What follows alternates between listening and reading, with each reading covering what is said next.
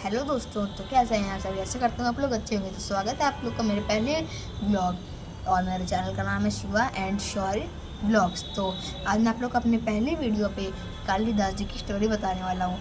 तो आप लोग जानते हैं कि कालिदास हमारे इंडिया के बहुत बड़े संस्कृत राइटर और पोएट थे। तो चलिए मैं आपको उनकी स्टोरी बताता हूँ। तो जो कालिदास थे ना, वो बहुत जब छोटे थे तो बहुत ही अनपढ़ थे, गंवार थे और गिल्ली डंडा ऐसे खेलते हैं ना, छपरियों की तरह गोल खेलते रहते थे। और वो ऐसे बोलते थे, जैसे कुछ लोग बोलते हैं ना कि ए यहीं बैठ, यहीं मार दूंगा। तो उन्हीं के राज्य में एक बार एक रानी ने प्रस्ताव भेजा कि जो तुम उसको हरा देगा पढ़ाई में, मैं उससे शादी कर लूँगी। तो कई लोग गए, बड़े से बड़े विद्वान गए उनको हराने के लिए, लेकिन उनको हरा नहीं पाए। रानी ने अपने ज्ञान से सबको पराजित कर दिया। एक बार एक मुनि गए, उनने भी उनसे काफ़ी देर तक अच्छी पढ़ाई की, उन्होंने अच्छी टक्कर दी, लेकिन आखिरी में जो रानी थी उनने उनको भी हरा दिया।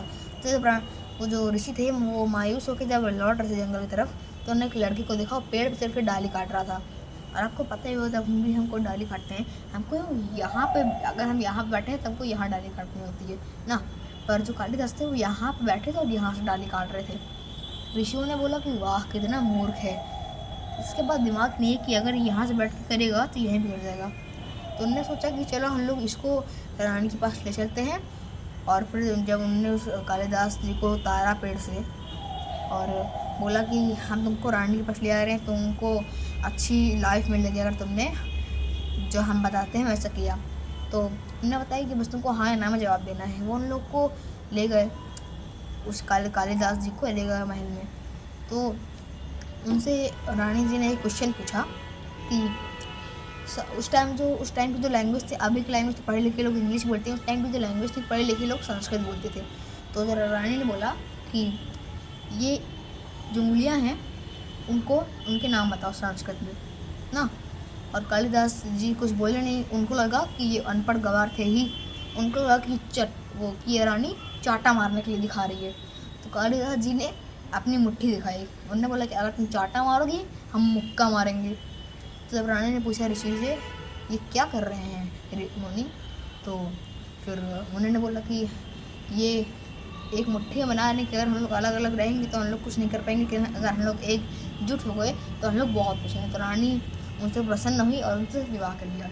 कुछ दिनों बाद सुबह सुबह एक ऊँट ने आवाज़ दी।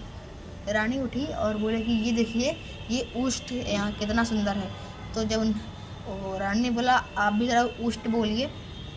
तो जब जो कालिदास थे वो अनपढ़ गंवार थे ही, और उस टाइम संस्कृत को जो लैंग्वेज थी संस्कृत थी बहुत फेमस थी, उसको पढ़े लिखे लोग बोलते हैं, जैसे कि मैंने आपको बताया अभी। तो कालिदास बोल ही नहीं पा रहे थे, बोले थे ऊट ऊट।